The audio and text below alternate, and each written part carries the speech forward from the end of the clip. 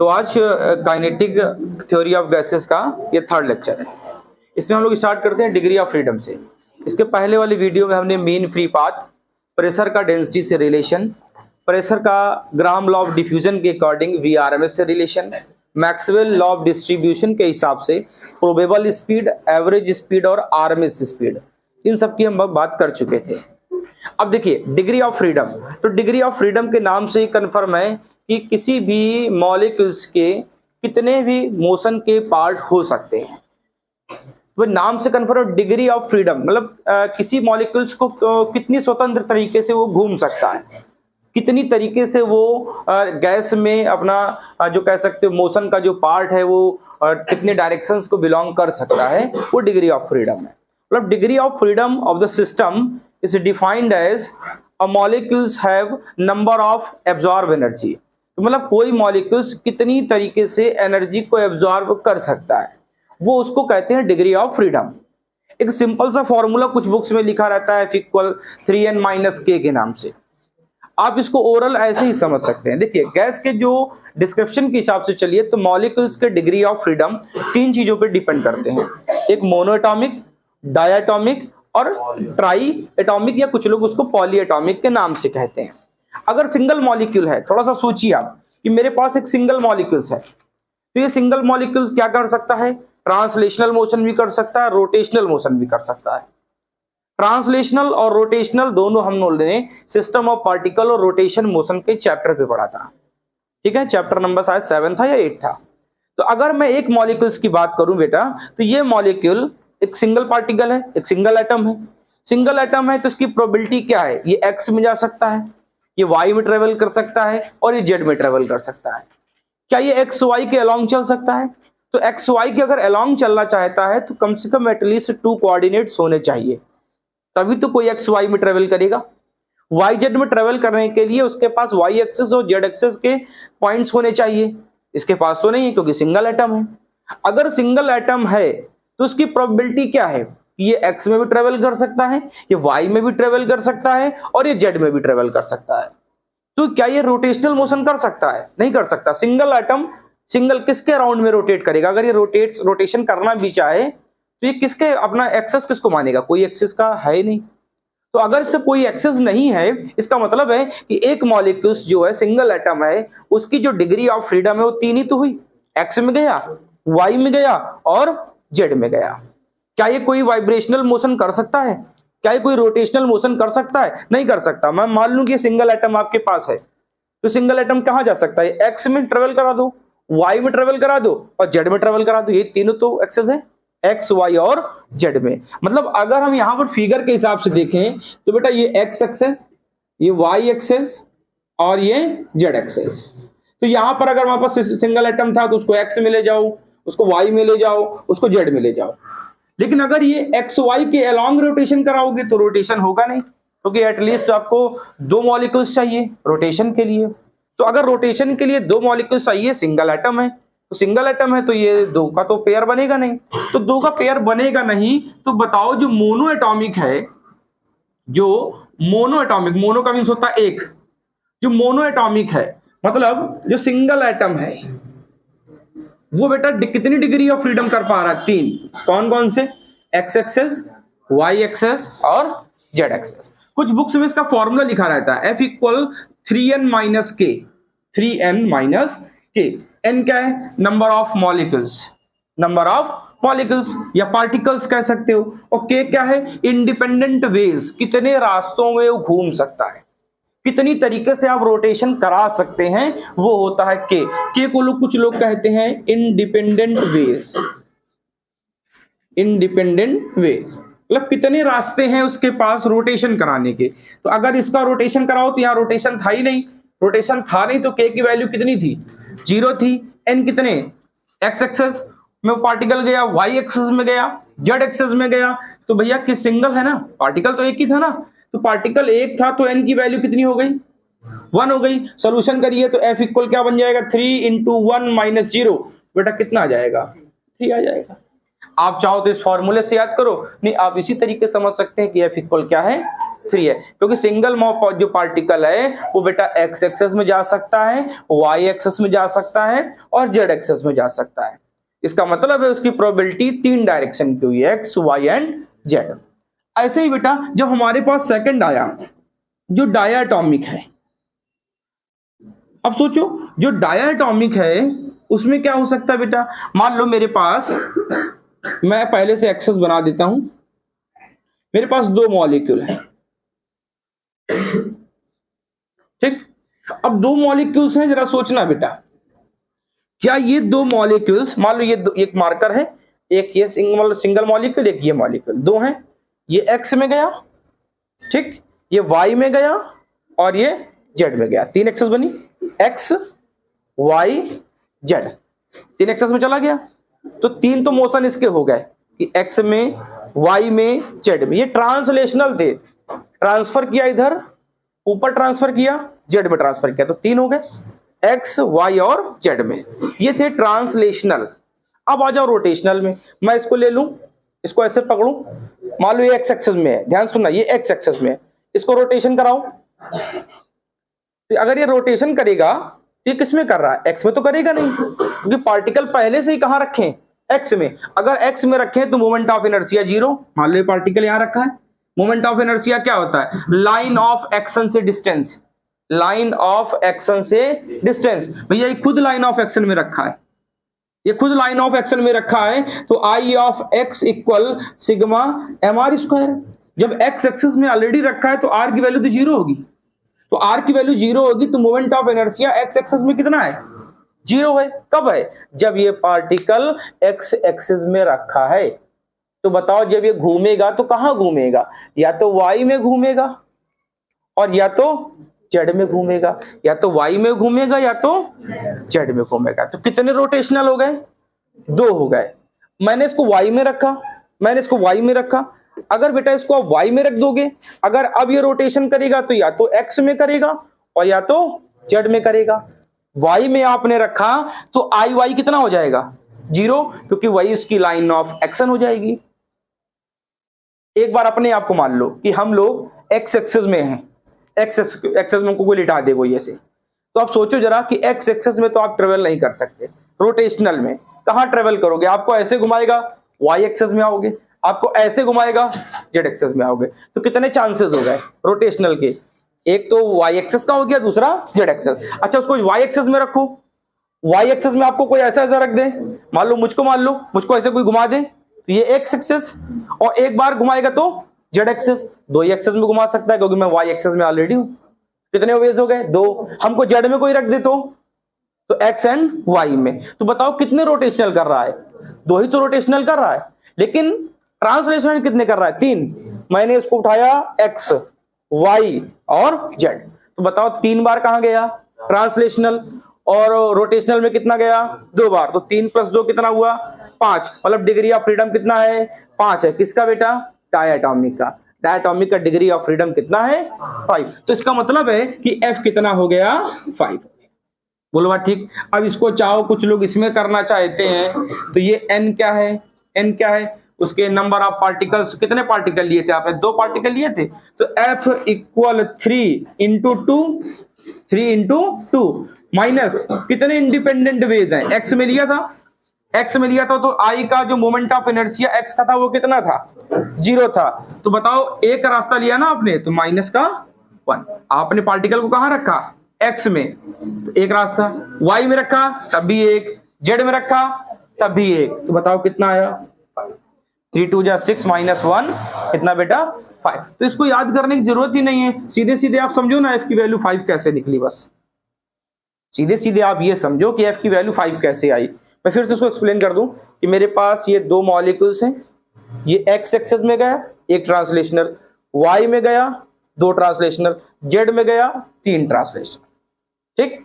अब मैं इसको ऐसे रखे हूं, ये 2 मॉलिक्यूल्स एक्स एक्सेस में रखे हैं, जरा एक्स एक्सेस में रखा है, तो बताओ moment of inertia around x axis निकलेगा ही नहीं, क्यों, sigma M R square, r होती है perpendicular distance from the line of action, और तुम खुद ब खुद लाइन ऑफ एक्शन में हो, यहां ऐसे अगर लाइन ऑफ एक्शन था तो आपको ऐसे रहना चाहिए, ये लाइन ऑफ एक्शन, आप इसी में आ गए तो आपका इनर्शिया कितना हो गया, 0 हो गया। अब आप कहां घूम सकते हो, या तो वाई एक्सेस में या तो जेड एक्सेस। अगर ये वाई में होता तो ये लाइन ऑफ एक्शन बन गया, अब ये कहां ट्रेवल कर सकता है, एक्स में और जेड में। अगर ये जेड एक्सेस में है तो ये ना अब जेड में तो जा नहीं सकता, अब ये कहां जाएगा, एक्स में और वाई में। तो कितने रोटेशनल हो गए, कितने वाइब्रेशनल हो गए, 2 हो गए। तो बेटा 3+2 कैसे आया, F equal translational plus rotational. कुछ लोग रोटेशनल को वाइब्रेशनल कह देते हैं, वाइब्रेशनल। तो बेटा ट्रांसलेशनल कितने थे, 3, और रोटेशनल में कितने आए, 2। तो डिग्री ऑफ फ्रीडम कितना, 5 हो गया। डिग्री ऑफ फ्रीडम कितना हो गया, 5 हो गया। किसमें बेटा, डायटॉमिक में। ठीक है, अब सुन बेटा, तीसरा हमारे पास आया पॉलीएटॉमिक। पॉलीएटॉमिक को कुछ लोग ट्राई एटॉमिक के नाम से भी कहते हैं, कुछ लोग पॉली को ट्राई भी कहते हैं। तो पॉली कह दो, अब ट्राई कह दो, एक बात है आपके पास। अब दिमाग लगाना बेटा, पॉली का मतलब बहुत सारे। ठीक है, आपने केमिस्ट्री में केमिकल बॉन्डिंग पढ़ी है, केमिकल बॉन्डिंग में आपको हाइब्रिडाइजेशन और बॉन्ड एंगल पढ़ाया गया होगा।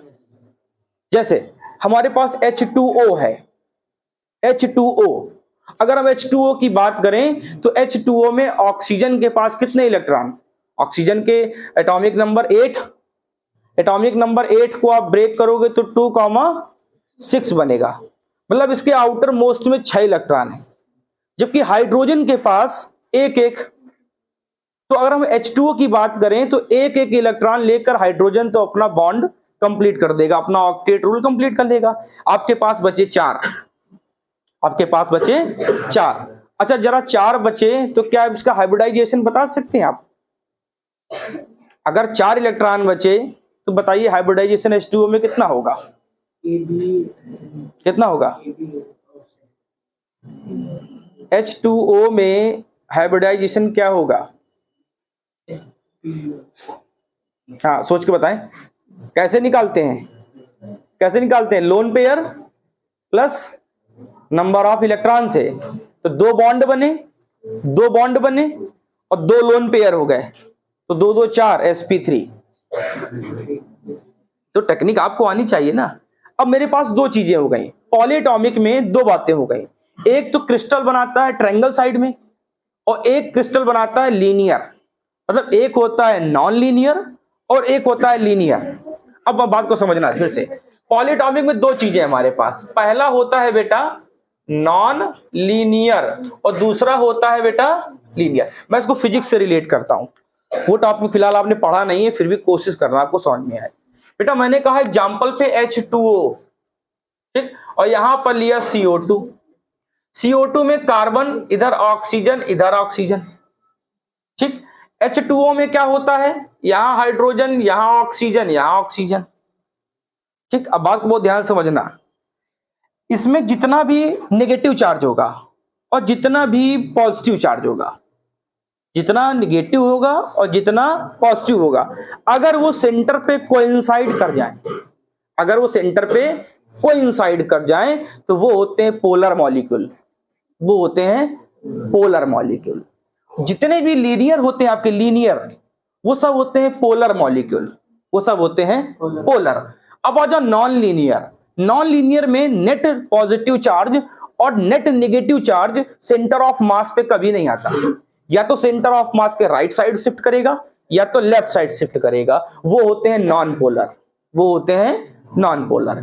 फिजिक्स की लैंग्वेज के हिसाब से नॉन पोलर को पोलर बनाया जा सकता है इलेक्ट्रिक फील्ड लगाकर, इलेक्ट्रिक फील्ड लगाकर नॉन पोलर को हम पोलर बना सकते हैं। तो ये तो क्लास 12th की कहानी है। अभी आप समझो क्या है बेटा, यहां पर जब मैंने इसको H2O लिया, ठीक, एग्जाम्पल पे, और लीनियर में लिया CO2, इसमें जो डिग्री ऑफ फ्रीडम होते हैं, इसमें डिग्री ऑफ फ्रीडम जो होते हैं वो होते हैं 6, इसमें डिग्री ऑफ फ्रीडम कितने होते हैं 6, और इसमें डिग्री ऑफ फ्रीडम होते हैं 7।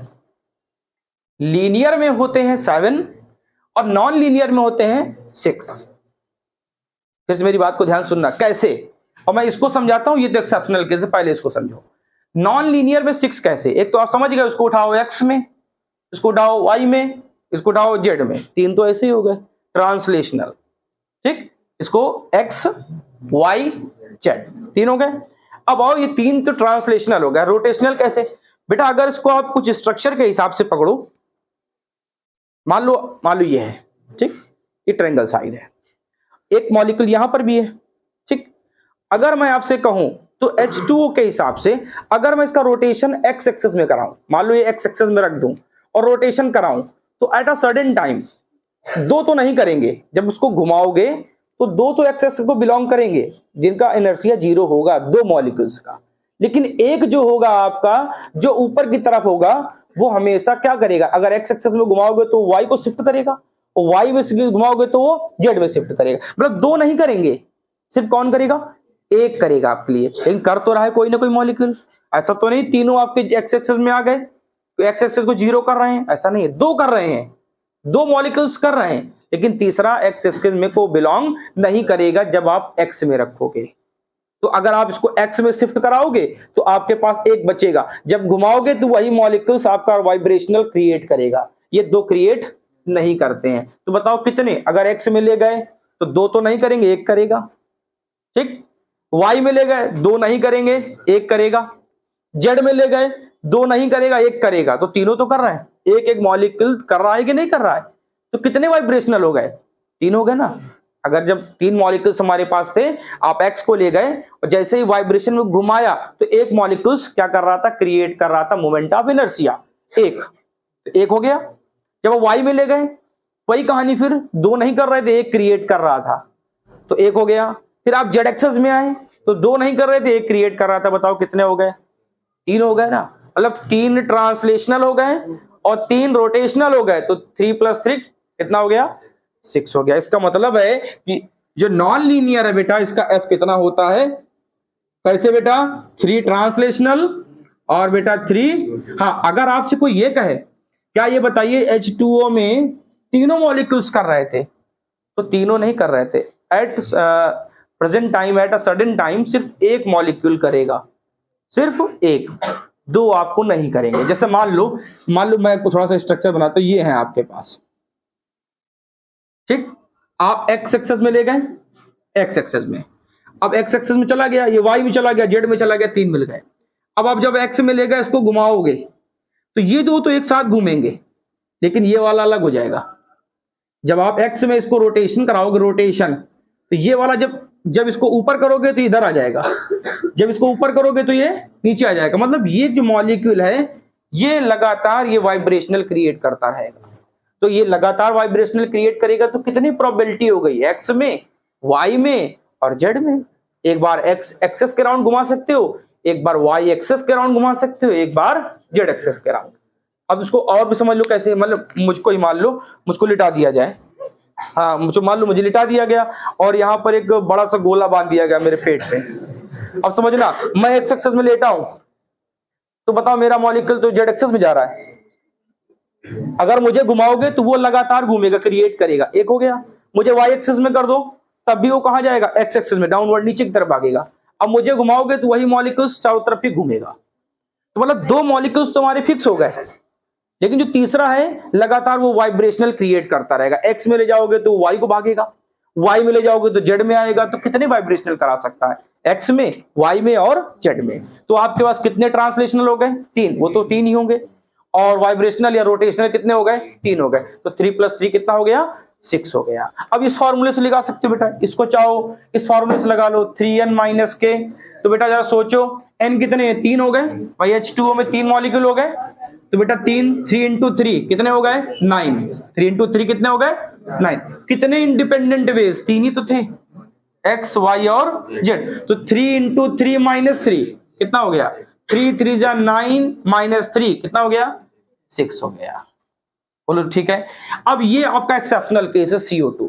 यहां पर बेटा सेंटर ऑफ मास 0 होता है, ये पोलर मॉलिक्यूल है।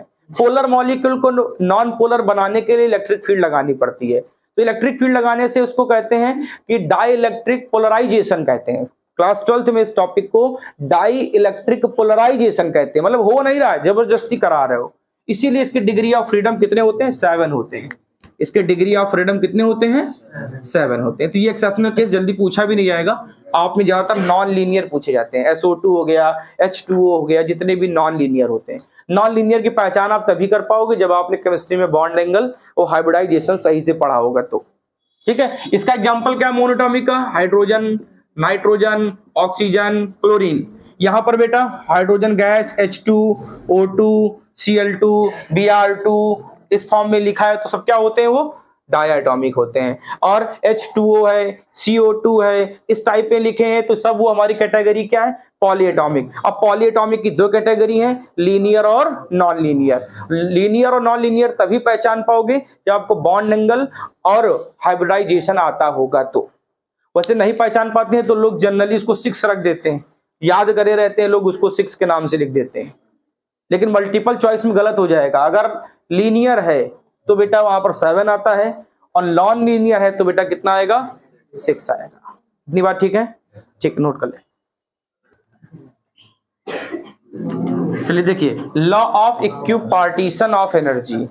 आपको बेटा एक बात मैं बहुत पहले पढ़ा चुका हूं कि मान लीजिए किसी कंटेनर में बहुत सारे मॉलिक्यूल्स हैं, इस मॉलिक्यूल्स के पास सबके पास एनर्जी होती है, उस एनर्जी को इंटरनल एनर्जी कहते हैं। आइडियल गैस में इंटरनल एनर्जी जो होती है वो हमारी बनती है काइनेटिक एनर्जी, और जो रियल गैस में इंटरनल एनर्जी होती है वो होती है पोटेंशियल एनर्जी। ये मैं कई बार बता चुका हूं आपको, क्योंकि आइडियल गैसेस में no mutual force of attraction, आपस में मॉलिक्यूल्स का कोई भी अट्रैक्शन नहीं होता। अगर नहीं होता तो उसका कल एक फॉर्मूला हम लोगों ने प्रूव किया था। क्या प्रूव किया था? E के equal 3/2 kBT, kinetic energy 3/2 kBT, जहां पर kB को बोल्ट्जमान कांस्टेंट कहते हैं। और ये फॉर्मूला था 1 मॉलिक्यूल के लिए। जब हमने 1 मोल के लिए निकाला था तो 3/2 RT मिला था, 3/2 RT मिला था। ठीक है, अब सोचो, थोड़ा सा दिमाग लगाना बेटा। मान लो मेरे पास बहुत सारे मॉलिक्यूल हैं, सब सारे मॉलिक्यूल्स की डिग्री ऑफ फ्रीडम है। अभी बताया कि एक मॉलिक्यूल्स है तो वो मोनोटॉमिक है, उसकी डिग्री ऑफ फ्रीडम 3 है। 2 ने पेयर बना लिया तो उसकी डिग्री ऑफ फ्रीडम बेटा 5 हो गए, और 3 ने पेयर बना लिया तो डिग्री ऑफ फ्रीडम पॉलीएटॉमिक में आ गया। मतलब हर सिंगल मॉलिक्यूल्स के पास भी डिग्री ऑफ फ्रीडम है। इसका मतलब है करा एनर्जी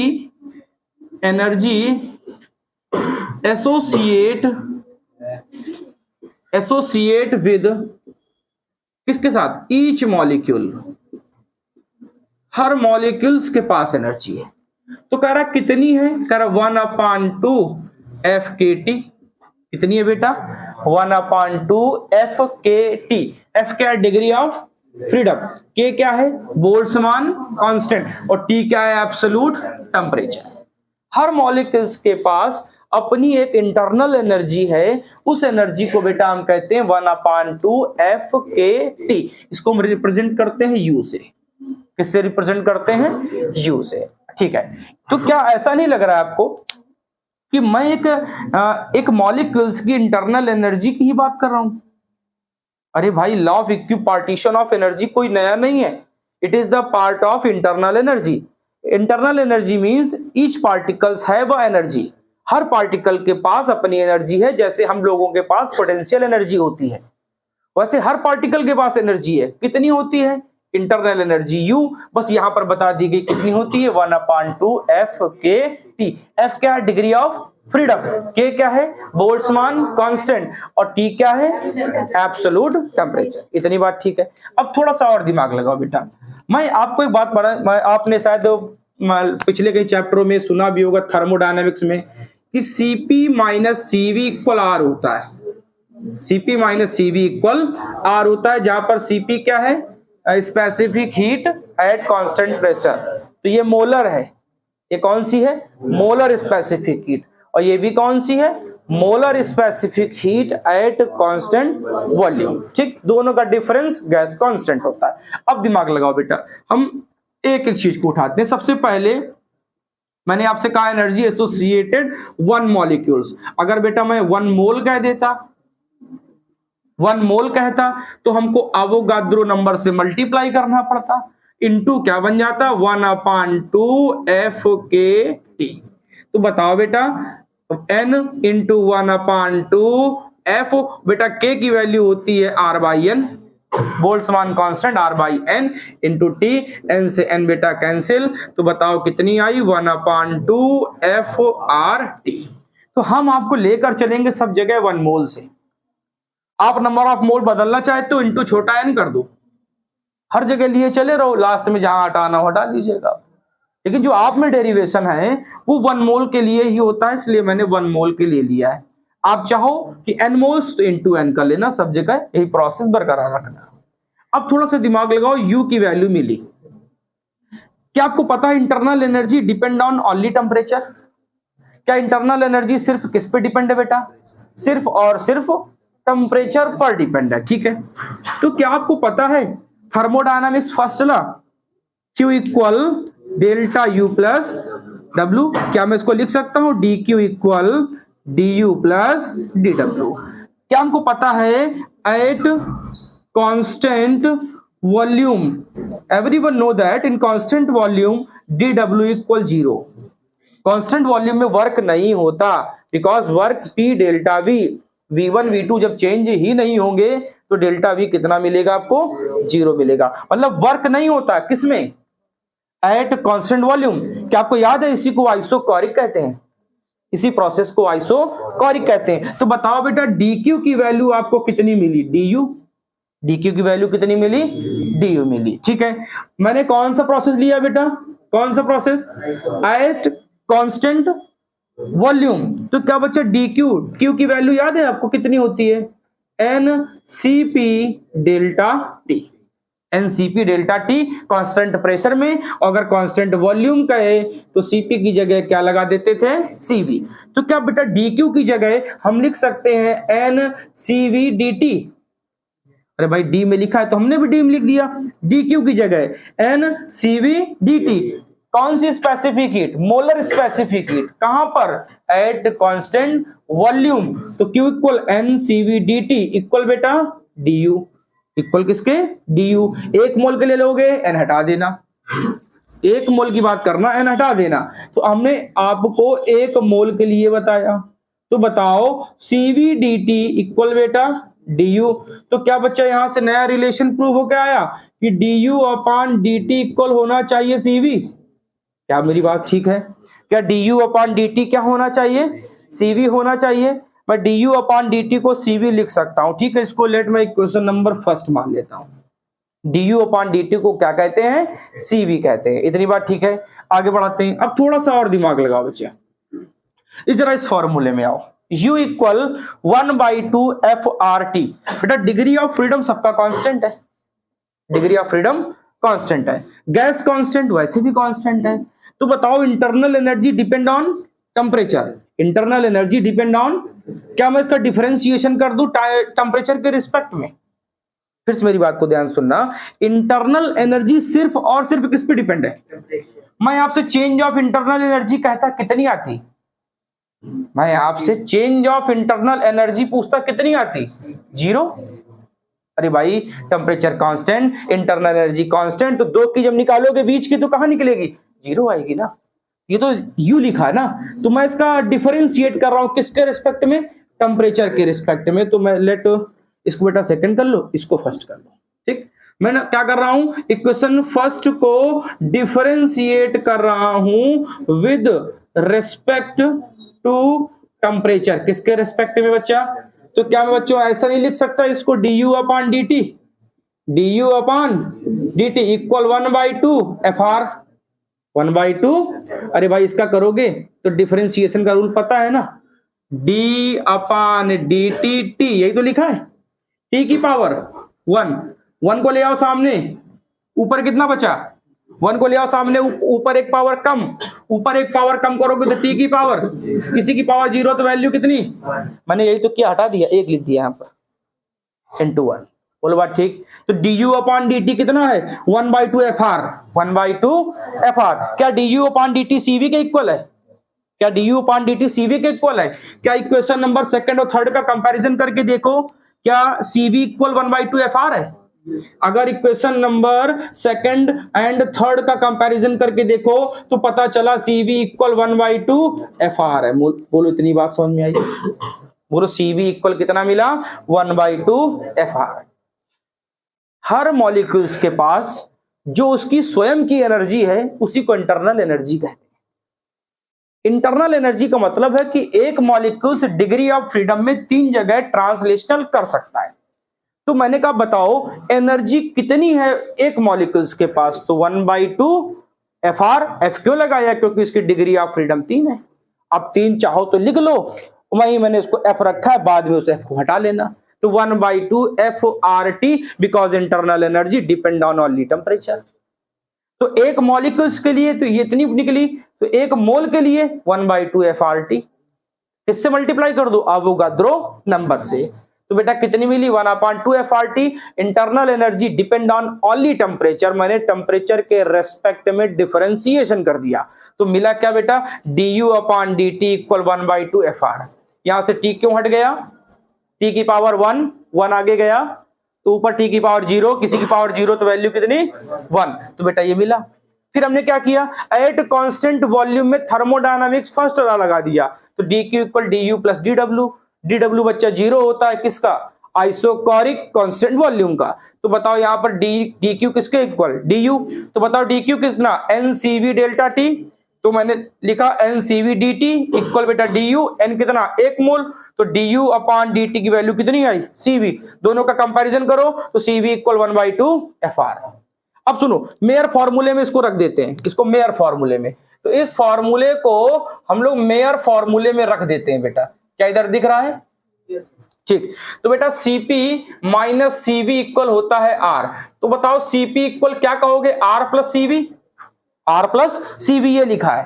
तो Cp इक्वल क्या मिला? R plus FR/2। तो बोलो कितना है बेटा? Cp इक्वल कुछ कॉमन? R 1 plus F/2। बोलो बात ठीक? 1 प्लस F/2। इतनी बात ठीक है? इतनी बात किसी को गड़बड़? क्या बच्चा Cv मिला? क्या बेटा Cp मिला? क्या मैं इसको इक्वेशन नंबर, चलो छोड़ो, तो क्या Cp/Cv कर दूं? Cp/Cv, Cp/Cv क्या लिखा है? R 1 प्लस F/2 अपान Cv कितना है बेटा? 1/2 FR। R से R कैंसिल, तो Cp/Cv इक्वल बेटा कितना आएगा? यहां पर 1/2 F है, 1/2 F। 1/2 F को क्या कहते हो? F/2 क्या कहते हो? मैं F/2 को पहले 1 के साथ डिवाइड करूंगा। F/2 को किसके साथ डिवाइड करूंगा? 1 के साथ। तो क्या लिख सकते हो? अगर डाउट करे कोई चीज नहीं, हम इससे नहीं समझ पा रहे हैं, एलसीएम ले लो। 2 पर करो तो 2 प्लस F/2। अब ठीक है, 2 प्लस F/2 अपॉन में F/2, 2 से 2 कैंसिल, कितना आया? 2 प्लस F/F। तो 2/F प्लस F/F। तो क्या बना? क्या Cp/Cv को गामा कहते हैं? Cp/Cv को गामा। तो gamma equal 2/F plus 1 plus. This is the relation of gamma with degree of freedom. Gamma equal 1 plus 2/F। जरा हम सोच के देखें कि F कितना है degree of freedom? F degree of freedom Abhishek Agnihotri कितना है बेटा? मोनोटॉमिक के लिए 3 है। तो मोनोटॉमिक के लिए 3 रखोगे तो 3 1 जा 3 2 5 5/3। और 5/3 तो वैसे भी होता है 1.67। 1.67 क्या इधर थोड़ा साइड में दिख रहा है? दिख रहा बेटा? ठीक, हाँ चलिए ठीक। तो मैं बेटा बात करता हूं, अच्छा ठीक, पहले नोट कर लें। चलिए देखिए, आपने गामा प्रूफ किया है 1 प्लस 2/F, ये फॉर्मूला बेटा, ठीक है। अगर बेटा मोनोएटॉमिक हो तो बातचीत नहीं, मोनोएटॉमिक हो तो F की वैल्यू कितनी होगी? 3। तो 3 1 जा 3 2 5 5/3। तो गामा मिलेगा 5/3, इसको कहते हैं 1.6। अगर बेटा आपके पास डायाटॉमिक है, डायाटॉमिक है बच्चा, तो डिग्री ऑफ फ्रीडम कितने हो जाएंगे?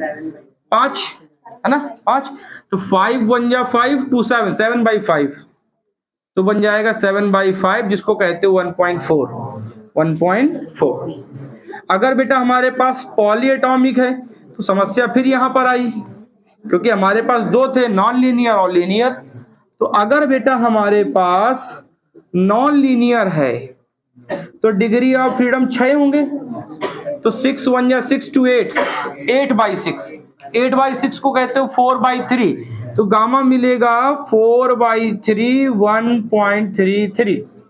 और अगर बेटा हमारे पास लीनियर है, लीनियर या प्लेनर या पोलर, तो भैया गामा की वैल्यू क्या हो जाएगी, 7 1 या 7 2 9, 9/7, और 9/7 को 7 1 या 7 2 रिमेनिंग 20 हो गया, 7 3 जा 21 नहीं जाएगा, 7 2 जा 14, कितना बचेगा 6 बचेगा, 60 हो जाएगा, 7 8 जा 56, 1.28 1 ये थोड़ा सा कम पूछा जाता है। तो गामा अगर बेटा मोनो हो तो 1.67, डाया हो तो 1.4, और बेटा पॉली हो तो 1.33, नॉन लीनियर में लीनियर हो तो 1.28। अब थोड़ा सा एक चीज और सोच लो बेटा, हमारे पास सबसे पहली बात थी बेटा मोनो एटॉमिक। मोनो एटॉमिक बेटा बताओ मोनो एटॉमिक की डिग्री ऑफ फ्रीडम कितना था, तो बच्चा इसका सीवी कितना आएगा, 1/2 FR, ये तो प्रूफ किया आपने, 1/2 FR, 3 रखो तो कितना आएगा 3/2R। तो बोलो CP minus CB equal R, तो CP equal R plus CV, CV कितना है 3/2, तो 2 1 जा 2, 3 2 5, तो हो जाएगा 5/2R। बेटा CP CV मिल गए, तो गामा तो आपको पता ही निकालने का तरीका, gamma equal CP upon CB आएगा घूम फिर के वही। एक ये दूसरा तरीका है, अगर यहां से गामा निकालोगे तो CP अपॉन CB 5/2R, और बेटा CV हो गया 3/2R, तो 2 से 2, R से R, 5/3 को क्या कहते हो 1 पॉइंट। ये मैंने आपको मोनोएटॉमिक बताया। ऐसे बेटा अगर आप डाया का निकाले तो, अगर बेटा आप डाया एटॉमिक का निकालें तो CV का फॉर्मूला 10 बार लिखे याद हो जाए, CV equal 1/2 FR, degree of freedom 5, तो CV कितना 5/2R, तो CP कितना R प्लस 5/2R, तो कितना 7/2R। समझदार हो, ठीक है, आगे निकाल लेंगे। ठीक, अगर आपके पास पॉली एटॉमिक है तो मैं बताऊंगा आपको नॉन लीनियर, जो पॉपुलर है नॉन लीनियर, तो बताओ CV कितना 1/2 FR, यहां रखोगे 6, 6/2 3, तो कितना 3R, तो बोलो CP कितना R प्लस CV, R हो गया R और CV हो गया 3R, तो बोलो 4R। सोल्यूशन कर लेंगे आगे, CP अपॉन CV।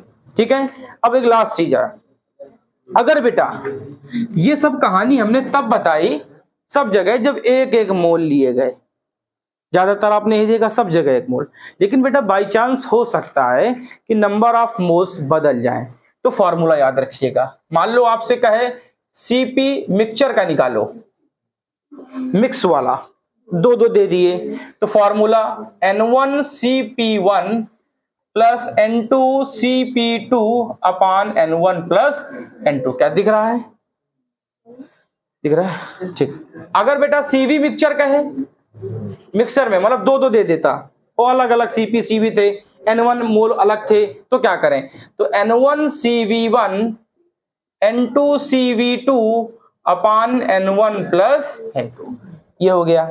ठीक, ऐसे ही बेटा अगर आपसे टेम्परेचर मिक्सचर का पूछ ले, टेम्परेचर मिक्सचर का पूछ ले, तो क्या करना, N1T1 N2T2 upon N1 plus N2। ठीक है, इतनी बात। अगर इसी में आपसे, ये तो CP CV और टेम्परेचर का मिक्सचर हो गया, अगर बाय चांस चेंज कर सकता है Q की वैल्यू, तो आपको Q तो पता ही है, dQ equal NCP dt, N रखना, हटाना नहीं। वो आपसे dQ का है कांस्टेंट वॉल्यूम का, तो NCV dt। हमने तो आपको एक एक मोल के लिए बताया है, लेकिन पता नहीं एक मोल का ना कहे तब क्या करोगे, तो भैया ये N मोल्स के फॉर्मूले हैं। इतनी बात ठीक है, ये CP मिक्सचर का, ये CV मिक्सचर का, ये टेम्परेचर मिक्सचर का। हाँ, अगर आपसे मोलर मास मिक्सचर का कहे, मोलर मास, अगर आपसे मोलर मास मिक्सचर का कहे कैपिटल M, तो ध्यान रखना N1 M1 N2 M2 अपान N1 प्लस N2। अगर आपको दो मोलर मास दे दे, इसका नंबर ऑफ मोल्स 5 था, किसी का 2 था, फिर पूछे आपसे क्या करोगे, तो भैया ये फार्मूला लगा देना। एक लास्ट समस्या ये भी है, कभी कभी जो NCP-DT लिखा है आपने, यहाँ पर दो मोल्स दे देता है, एक के लिए टेम्परेचर इतना था, दूसरे के लिए इतना था, तो परेशान ना हो, N की जगह N1 प्लस N2 लिखेंगे, N की जगह N1 प्लस N2 लिखेंगे। पूरी इतनी बात ठीक है, कंफर्म है? तो ये था हमारा डिग्री ऑफ फ्रीडम और उसकी जो कांस्टेंट प्रेशर की जो स्पेसिफिक हीट है और कांस्टेंट वॉल्यूम की जो स्पेसिफिक हीट है, साथ ही मिक्सचर के कुछ फार्मूले हैं। ठीक, नोट करना है।